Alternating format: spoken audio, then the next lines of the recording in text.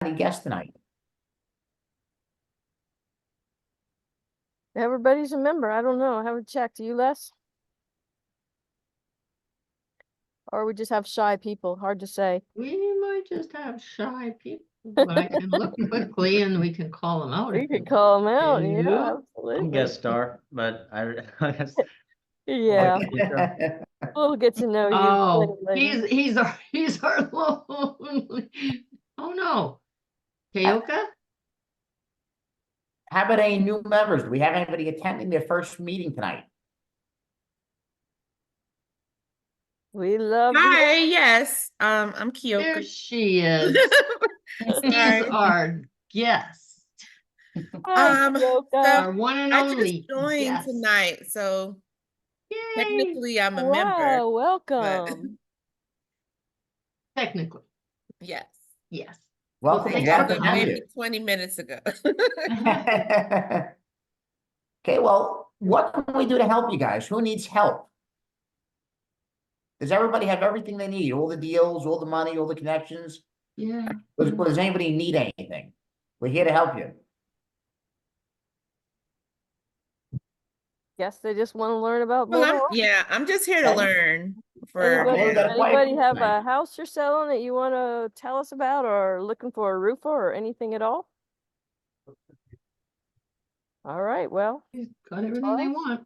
I guess they're here to learn about mobile home parks. Okay, There you well go. then, I guess we may as well give the people what they want then. They're in the right You place, know aren't what, they? what I'll do is I will stop sharing. That way Jason can pull up his slides and I'll give him an introduction, our guest speaker tonight. So guys, tonight our guest speaker is Jason Postel from MHCI Group, and he's going to be talking about scaling your acquisitions of manufactured housing communities. In other words, mobile home parks. Jason got started in real estate after ending his professional baseball career in 2015 by joining Marcus and Millichap, a publicly traded firm that transacts $46 billion with a B, 46 billion of commercial real estate annually.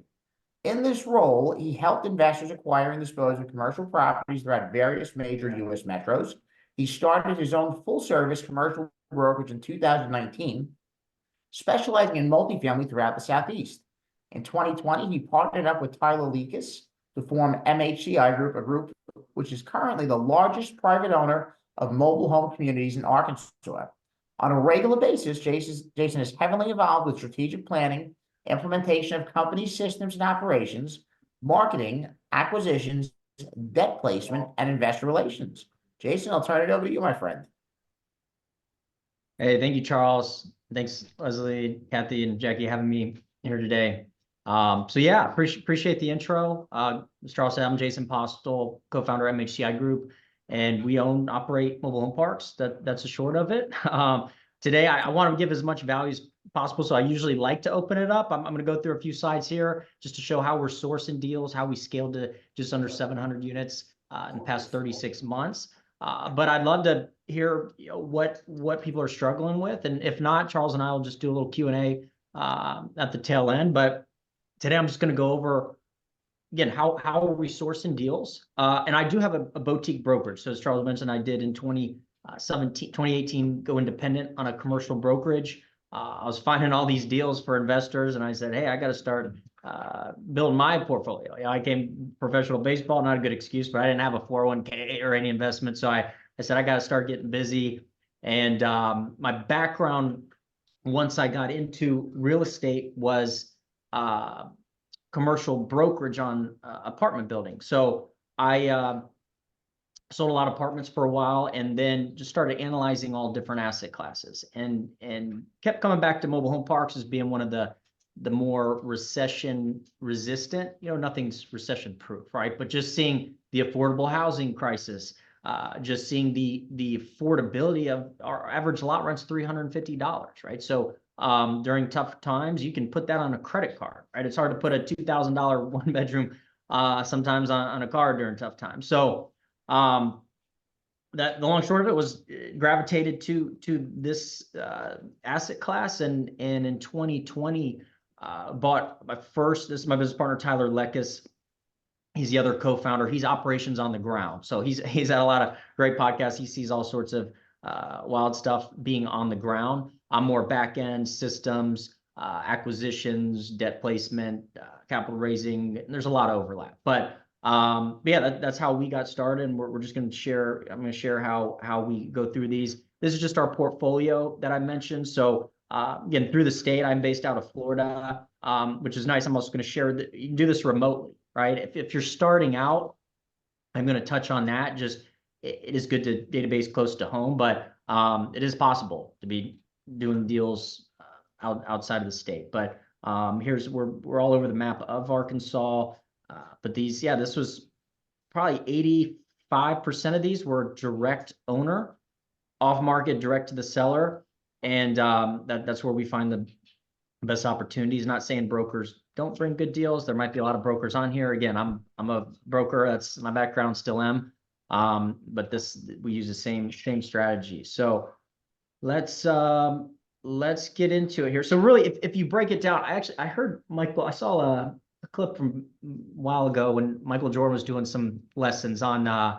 He was teaching some parents, and I'm not a teacher by trade, so I use sports examples or if I hear something, but he was actually coaching parents on just teaching your kids, like just don't overcomplicate it, right? It's really simple. I mean, and Jordan broke it down where you're shooting a ball, right? You either make it or you don't. There's really nothing else that can happen in that, right? So again, that's oversimplifying, but for us finding deals, there's a lot of little subsets of these, but really it's finding the deal, comes down to winning that deal and then fulfilling it, right? So what do even those mean? Is finding the deal is you're going to research and database, okay? And then there's lots of subsets in there, right? You got to cold call, you got to market, find the owner information, right? And then winning it is we're evaluating it to see if it's a good deal, right? So if you don't know how to evaluate, that's the first thing, right? You got to go through what you're targeting,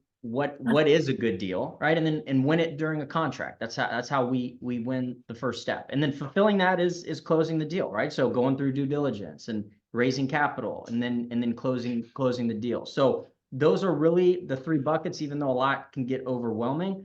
Just breaking it down, saying, look, we got to start with our database or our strategy, right? So let me just see where I'm at here. So yeah, so first your strategy. So we went in, if this is all relative to any asset class, really, right? So mobile home parks, we do it, multifamily. I mean, even if you're an office or retail, this is all relative, but you got to first have a strategy. Now, we target distressed and underutilized assets.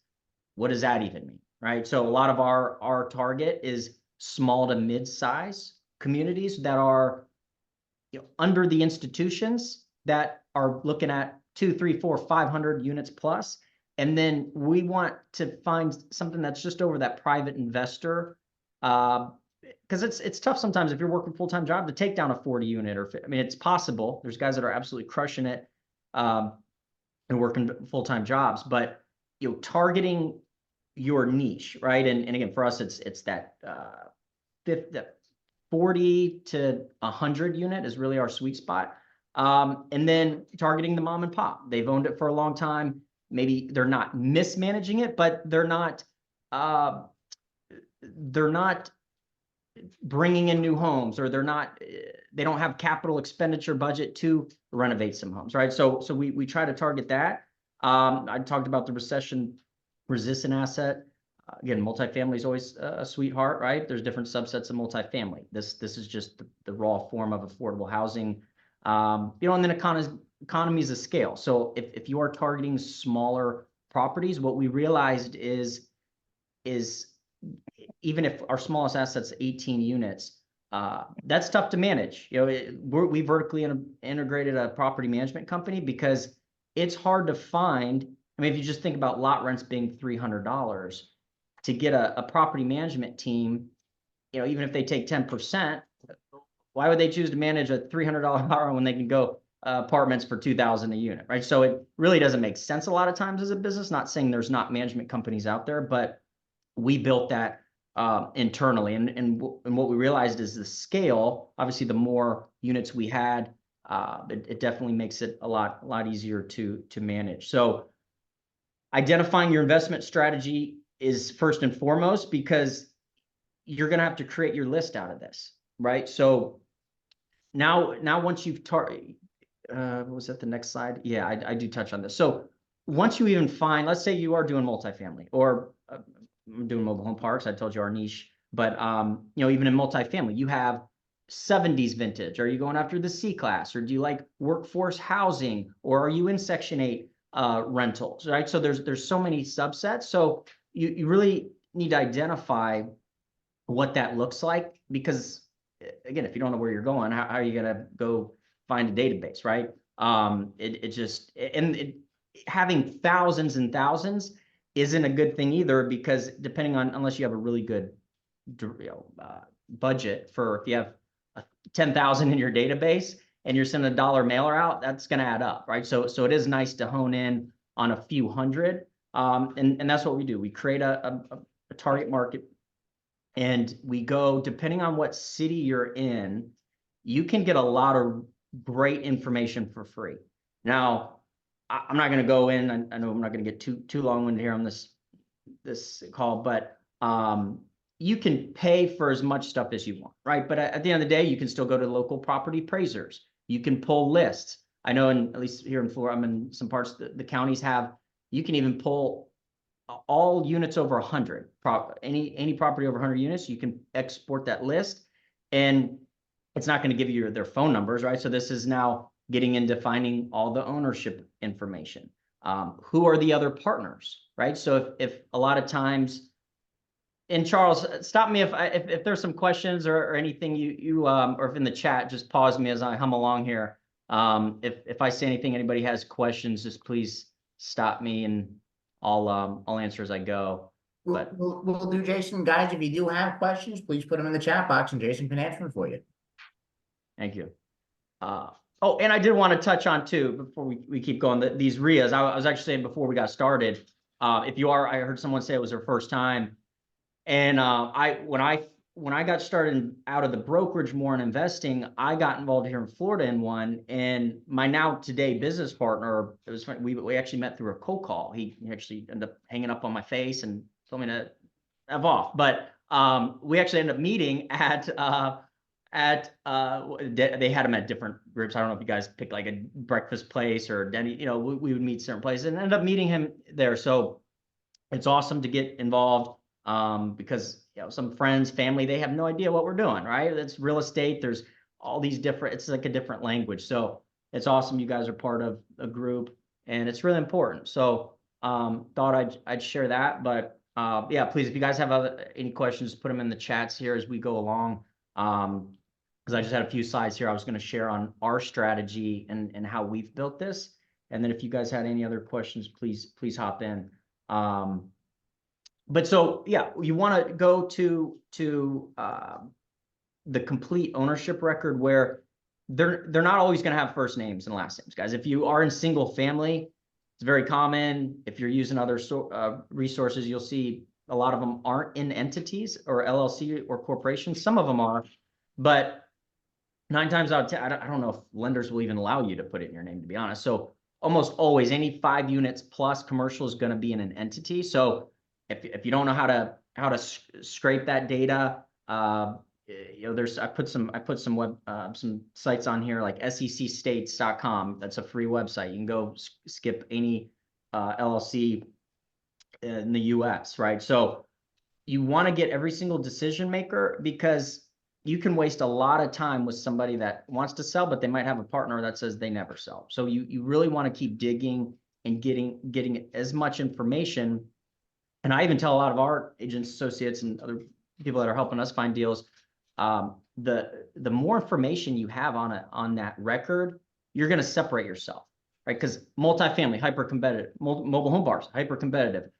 Self-storage. There's a lot of hyper competitive asset class. So when you can start doing different things to get in front of these sellers, it's going to help so much. For instance, like a birthday card, right? You're not going to find everybody's birthday, but if you can have different things that, they get a postcard like a happy birthday, like who is this guy? Like, and then you follow up, just little different things do make a difference. But it's getting all the partners, all the decision makers.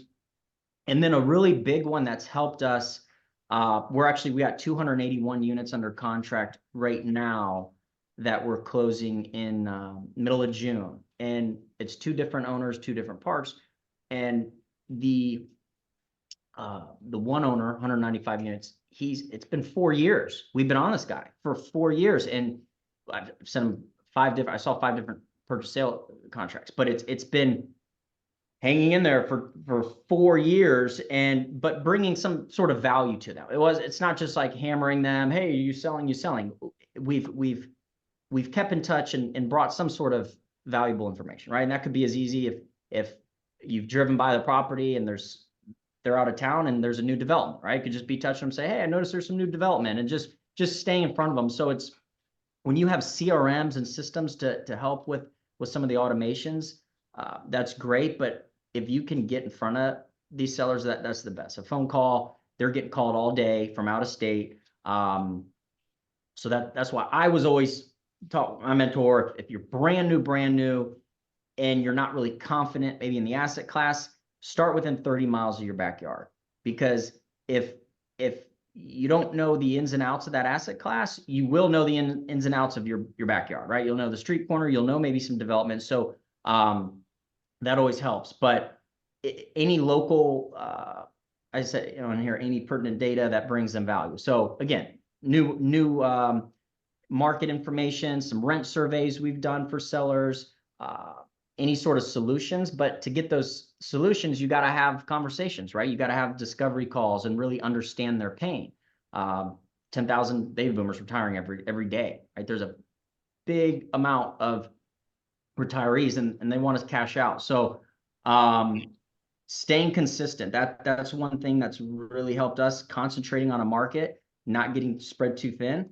Let's see here. And then we go to operational and then we start analyzing it. So we make sure, hey, is this an opportunity? Is there going to be meat on the bone for us if we're paying a high price?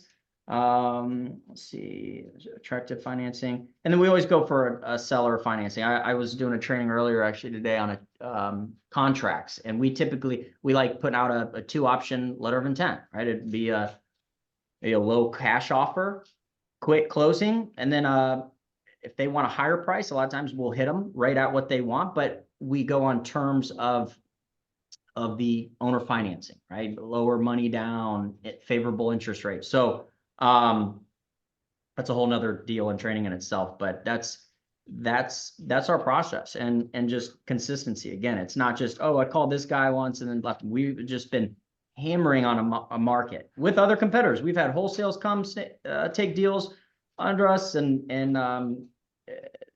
everything. So it's just staying. We actually had a wholesaler take a deal.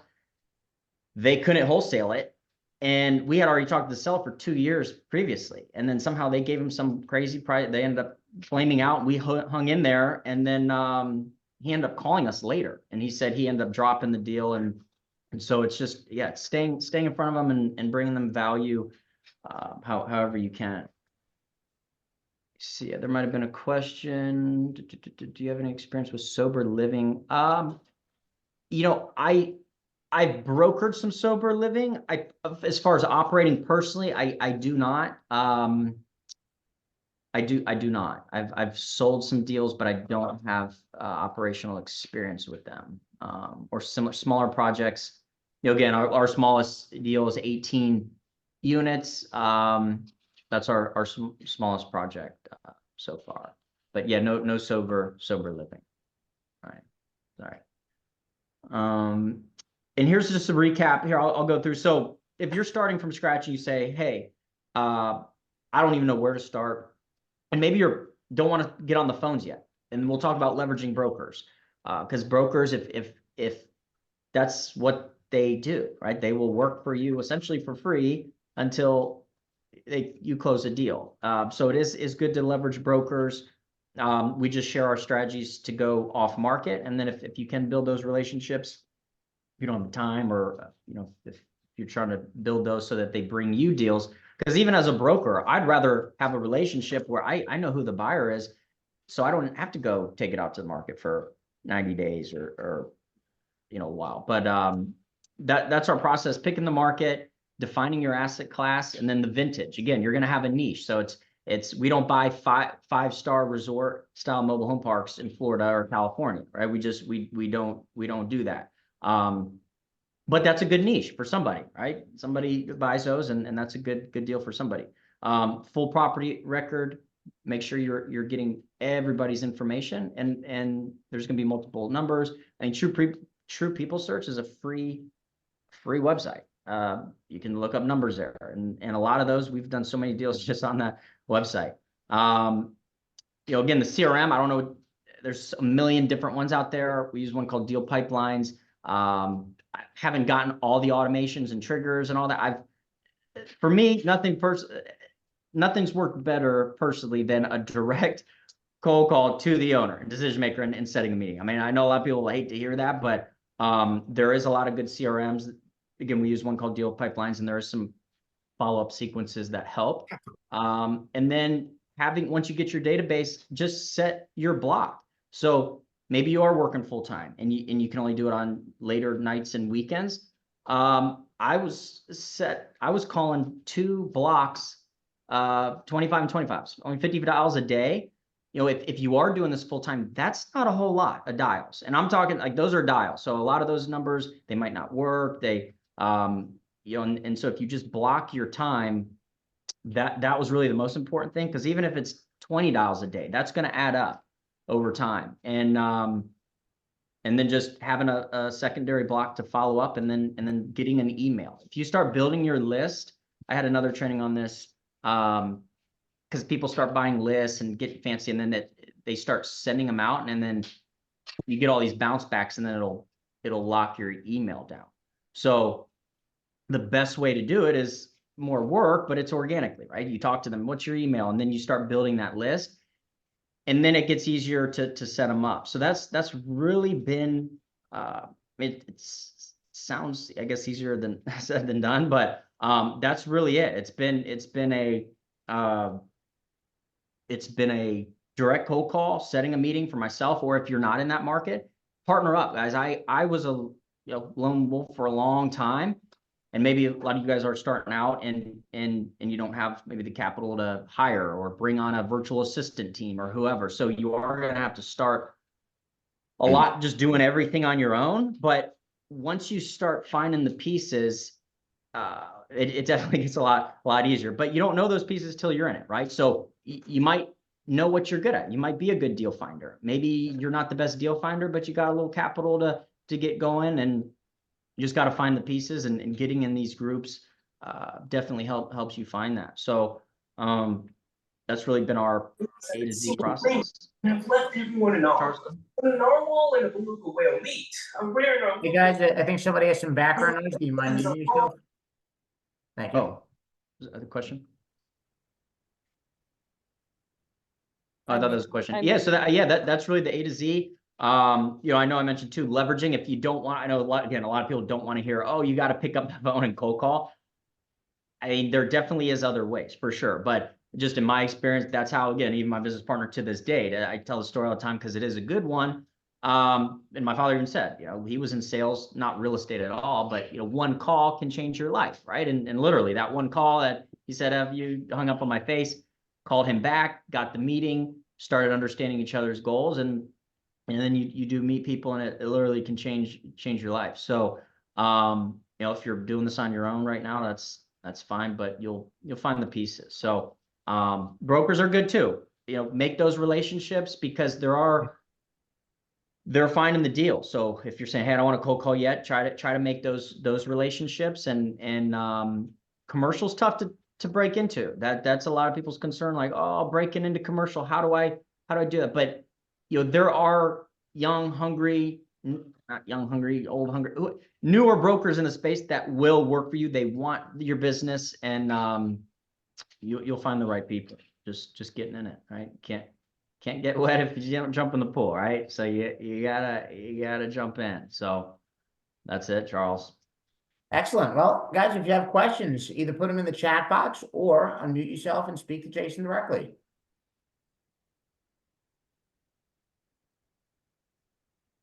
Jason, in the interim while we wait, many of our attendees, I believe, are on the newer side when it comes to commercial real estate. Some of them do have single family experience. Can you share some insight? What was it that attracted you to mobile home parks and manufactured housing, and why might it be of interest to somebody brand new who's looking to jump into the commercial space? Yeah, and I get asked that question a lot because there's so many different asset classes, right? I mean, when I got into commercial real estate, I didn't even realize all the subsets of them, right? Because you say people say multifamily, and then there are so many different subsets, like we talked about earlier. There's workforce housing, affordable housing, there's A class, there's the market rate, then you got student housing, which again, these start branching out in their own asset class, like mobile home parks. That is a subset of multifamily, but it's definitely its own asset class, right? So just again, analyzing them, I mean, self-storage popped up, but rental property to me, I always kept that. I talked to mentors and people have been in the business a lot longer than I, and it did come back to, during downturns, it was the rental income that survived rough times. And so that fell into, for me, okay, apartments, mobile home parks, that's just a long-term rental. So that's where I pivoted. And then the mobile home parks, I didn't want to get into management. So for me, I kept hearing too, oh, you own the dirt with mobile home parks. So if you sell the homes, you just own the dirt, tenants own their home, you don't have expenses. That's great. Well, we're self-managing now, so that was completely wrong. But property management's the lifeblood of the business, and I just thought, again, in my opinion, that it was a safer investment in my early age. And I just in my early investing career, that was where I've been, and it caught fire. Once I got into the 68 units, I just started calling down the block, and I just didn't want to start getting all over the place. So that was more it than anything. But yeah, rental. We're behind it. Food, water, and shelter, right? So we're right there, and that was kind of it. Me, Charles. Yep. Good. Well, for some people in here, if they're just jumping into the commercial space, maybe going into like a multifamily property where they're going to have to syndicate and come out of pocket for a lot of capital can be very intimidating. One of the things you mentioned is that you use seller financing to structure a lot of your deals, and that can be very attractive to some of the attendees because I'm sure that many of them are also using that strategy even for single family. Can you explain how the process works? Does it differ at all from single family when you use seller financing for a deal this size? And could somebody who's brand new or brand new to commercial jump into that and use a lot of the same expertise they have in single family to be successful with it? Yeah, and the answer to the second question is yeah, you can absolutely be successful doing the same strategies. I can't speak so much. I've bought a personal single family house. I've never flipped a home, so I can't really speak on it entirely. Other than the owner finance is, it would assume I'd be the same deal as a single family. So I mean, we've done a couple now, and I can just walk you through a real time example. Because even on my first deal, I did not have capital in my first deal. I'm always investing in every single deal we have. Now at that time I didn't, but I had the pieces of it, right? So it was an owner finance. It was a 50 LTV. So we did come up with more money on this, but we've negotiated deals with 20% down. The interest rates obviously negotiable, right? But yeah, it should be the very similar negotiation, same structure as a single family, Charles. Yep.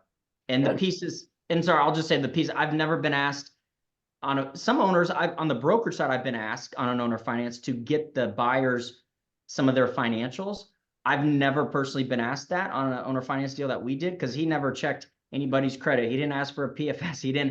It was very clean.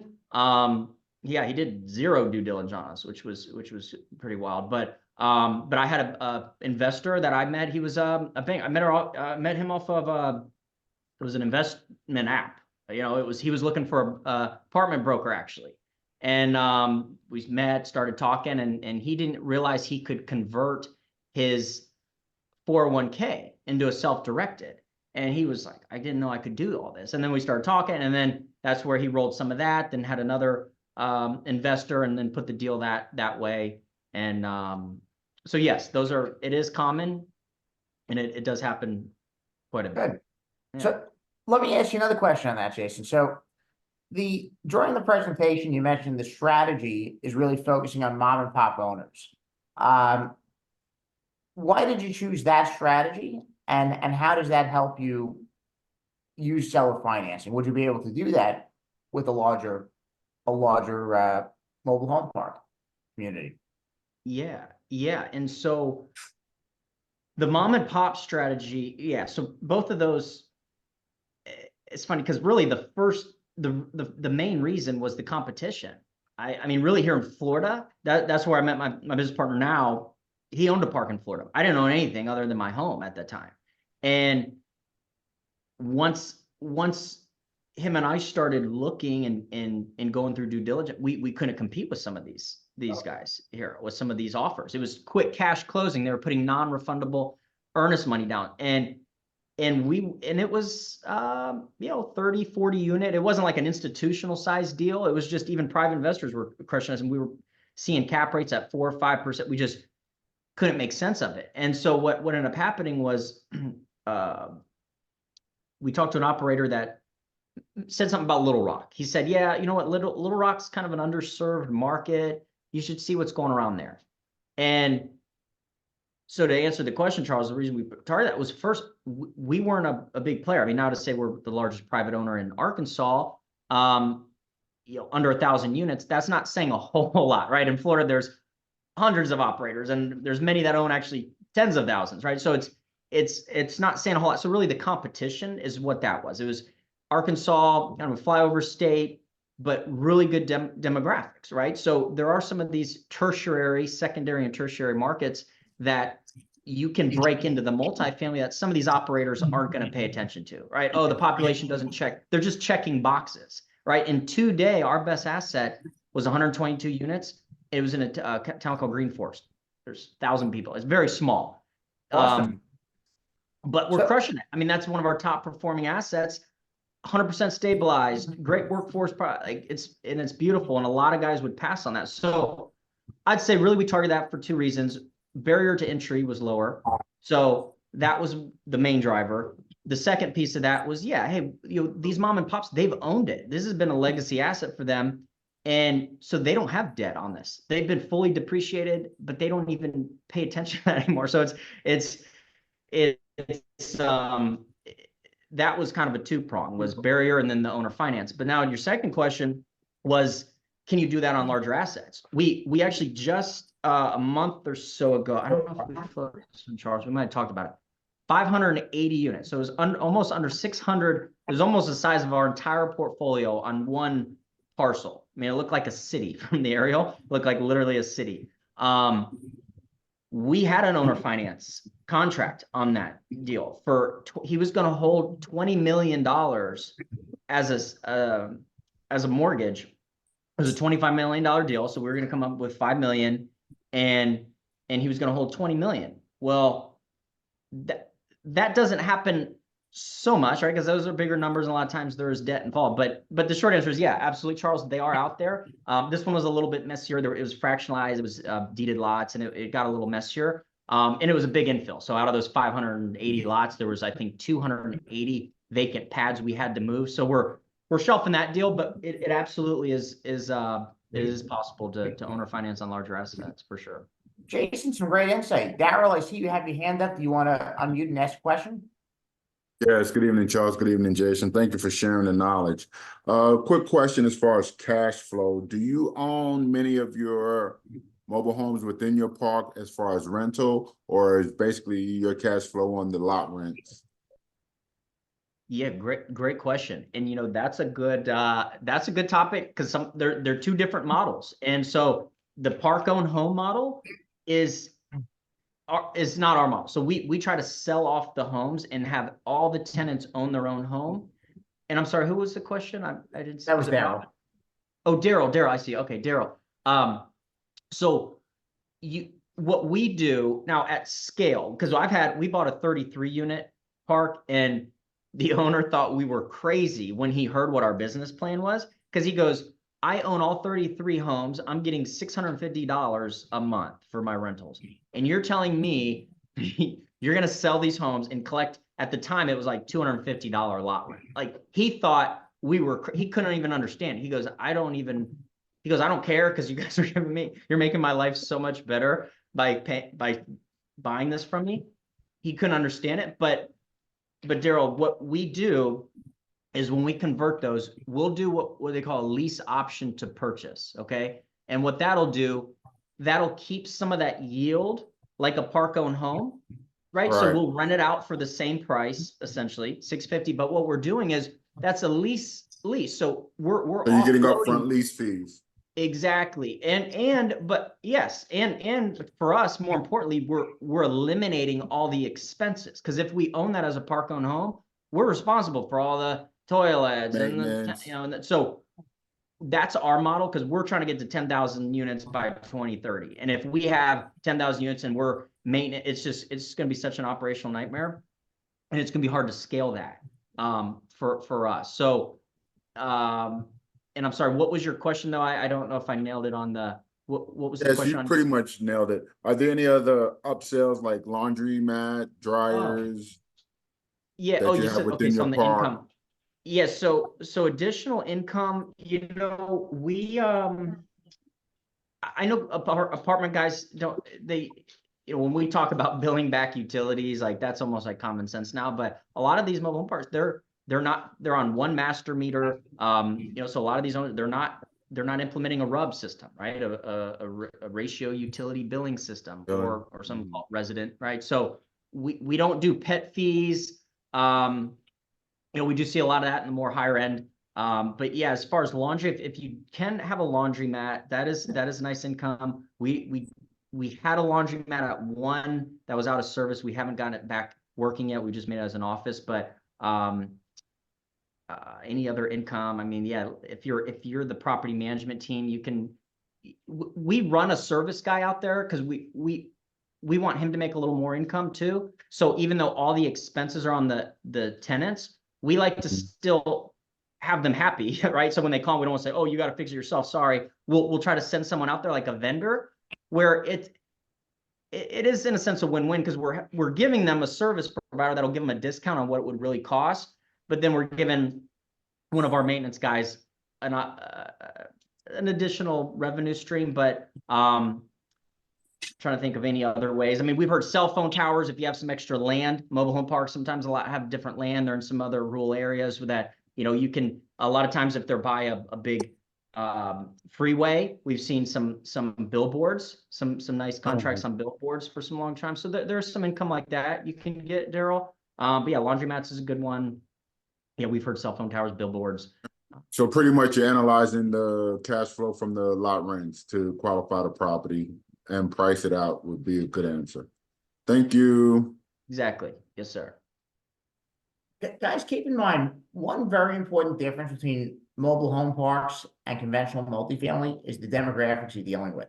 So a lot of times, and Jason could attest to this, but I believe it's correct, you're probably not going to have as many other income sources for mobile home parks as you will for conventional, because you're dealing with the demographic that has less income to dispose of.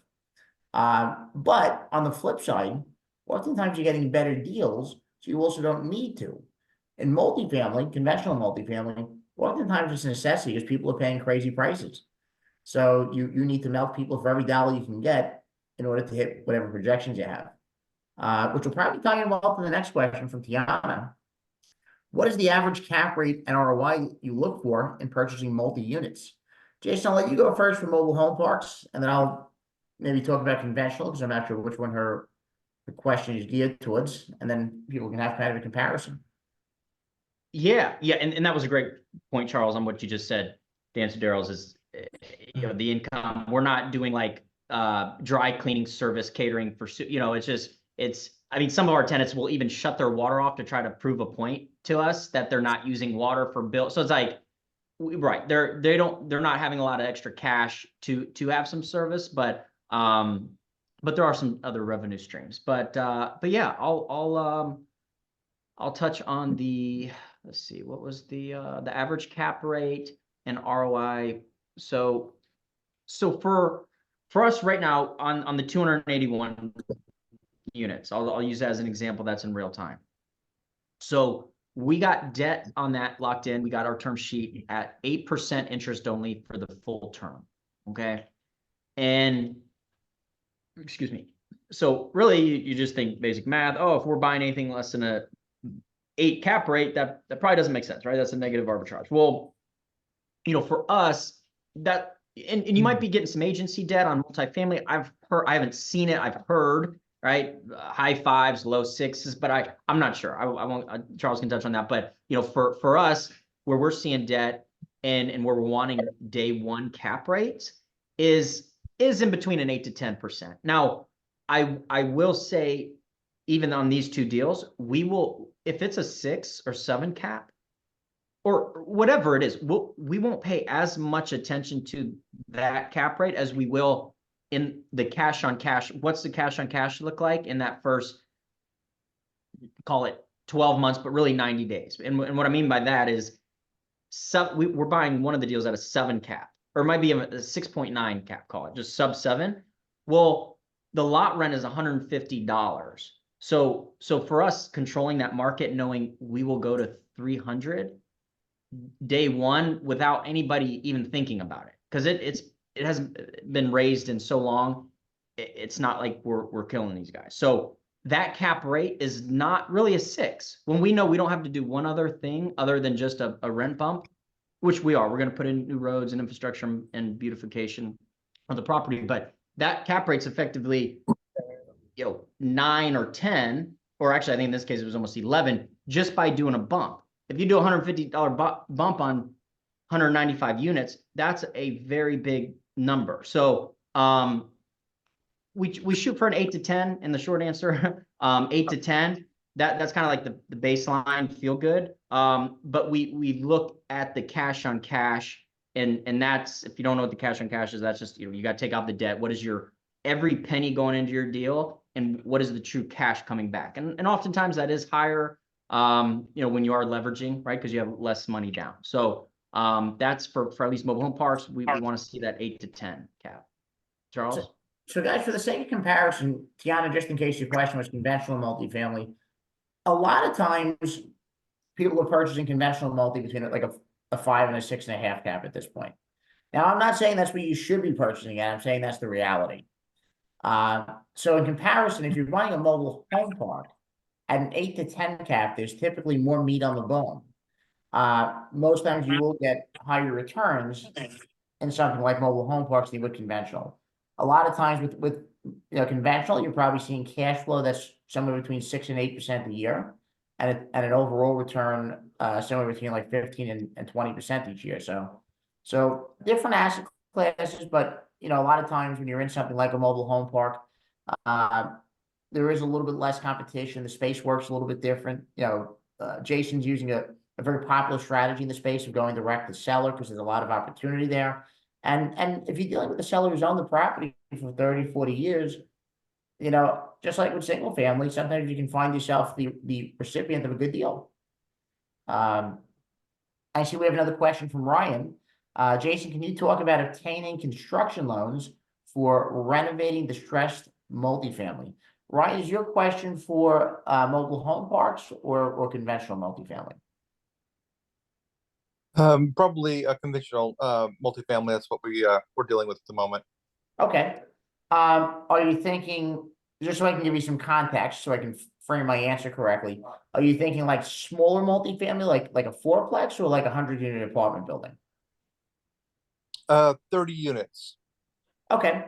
So for something like that, there's going to be really three types of loans, I guess you may have available. One is going to be a bridge loan. So a bridge loan is designed to pay some of the acquisition and the CapEx dollars that you're going to be spending on a property that's not stabilized. There's usually fixed rate and floating rate options available. Most of them are floating rate. The more distressed it is, the less likely it is you're getting a fixed rate. So with a lot of those loans, they're probably 65, 70% of the purchase price at this point, plus 100% of your CapEx dollars. In times when pricing isn't quite as inflated as it is now, you may see them go up to 80% of the purchase price. And you're probably seeing interest rates at the current time between 8 and 9.5%. If you're looking at hard money, which is another option, so bridge money will do stress levels, but if it's extremely distressed, even bridge loans won't touch it, and you'll need to go to hard money. And those terms are going to be very similar to what you would see in the single family space. So you're probably going to see double-digit interest rates, 11, 12%.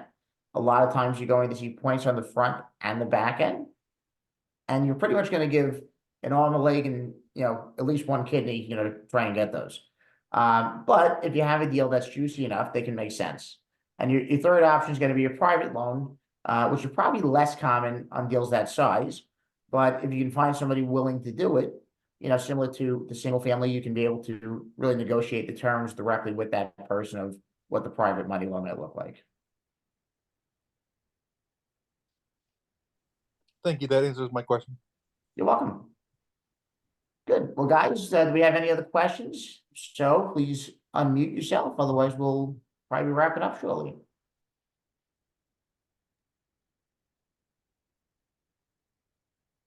Okay, we have one from Tarmel. Can you talk about sourcing mobile homes to place on vacant lots? So, Tarmel, are you talking about if you wanted to have park-owned homes instead of tenant-owned? That's correct. Okay. Jason, can you field that one? Yeah, that's a great one. And that's how we're getting a lot of discounts. So just going back real quick on what you said, we're getting the discount, Charles, on the mobile home parks. A lot of times the reason we are able to get these heavily discounted deals is because the infill, and when I say infill, that's call it 100 vacant pads or 100 sites where you could put a home. Say there's 100 sites and 50 of those are vacant pads and the other 50 have homes on the pad. That is a big, if you get these from brokers, they might say, oh, you just fill in a few pad. It is very challenging. It is the most challenging piece of the mobile home park business is sourcing the homes, whether it's new or a Rio or a used home, and bringing it in, setting it, renovating it, and then filling it. So there's quite a few ways to do it. Now, Facebook group, we've had, if you're looking for like a bank owned, or, we bought a home for $500 before, right? You can get them sometimes for free, Facebook Marketplace. You can get them for discounted, but a lot of times they're in real bad shape. So we've gone two different roads. One of them is just getting a new home, right? And there are programs where you don't have, you only have to come out of pocket with the money to set the home, skirt it, right? Put skirting and steps on it. And then you can get the buyer to finance it, or you can finance yourself. But sourcing a used home, if you're trying to renovate it, it also depends too. Like, I guess my question would be also, are you trying to put this on your own land, or is this on one single parcel, one single home, or is this in a community with other homes? Like what, Mel, do you want to speak up and give some context on that? Well, this is I'm new to this, so I don't have a park in mind. I do have land that possibly could be used for it.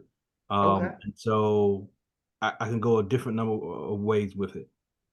Yeah, and you absolutely can. And I just, and if you don't have yet a plan, no problem. I was just curious if you had an idea, because there are a couple ways to do it. One is actually a Lonnie. I don't know if you guys heard. It's called Lonnie Dealer. There's a book, Lonnie's, I forget his actual name, but Lonnie is it's a term in the industry, Lonnie Dealer. And what that essentially is, you can go to a community that you don't even own, right?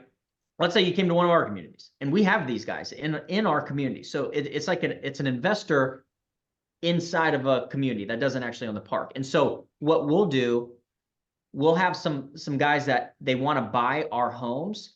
They want to fix them up. They want to renovate it. They'll pay us the lot rent, right? $350, and then they'll rent it out for $1,000. So that spread right there, they're keeping that spread of 700, whatever, you know, if we're renting 300, right? They just pay us a lot rent and then they'll keep whatever spread and get the renter. So that is one way where and we offer that on a lot of our communities. We don't allow it to get over really 10% or 20%, because then they start monopolizing your park with homes, right? We don't want that to happen. But that is one way to really get going, is just go into other communities. I mean, we have a couple, or again, in our communities right now, we're literally giving away the homes, and we'll say, hey, here's a handyman special for free 99. All you have to do is put the money in to renovate it, and you can, you have to leave in the community for a certain amount of time, so you can't pull it out of there. But yeah, that's one really good way to do it. And then, yeah, if you have land, that's another way to do it. We haven't gotten into the single parcel where we flip the land, but it's a good business. That is a good business, Daryl. Yep, good question. Carmel. Thank you. Excellent. Well, Yeah, ladies, I will turn it over to you. I see we don't have any more questions in the chat. If you have any final comments, I see a few people are asking for recordings. So the recording, and I'll only say this once, so this is recorded and it will be posted to this meeting. It is only available to attendees. So the way you access this recording is go to the calendar, click on this meeting, scroll down, and you'll find the video at the bottom. It will generally take us a couple days to get it up there. It has to process, and we have to upload it to YouTube to host it and get it on there. So when you're ready, after a couple days, just go to the calendar, click on this meeting, scroll down, and you'll find the recording. Thank you all for being here. Thanks for Good night, having me, guys. guys. Yo. Appreciate Yeah. everybody's time. Jason, yeah, great presentation, Jason. Thank you so much. Thank you, guys. Thanks for having me. Have Good a luck, great everybody. evening, everybody. Charles. Yeah, Good night, guys.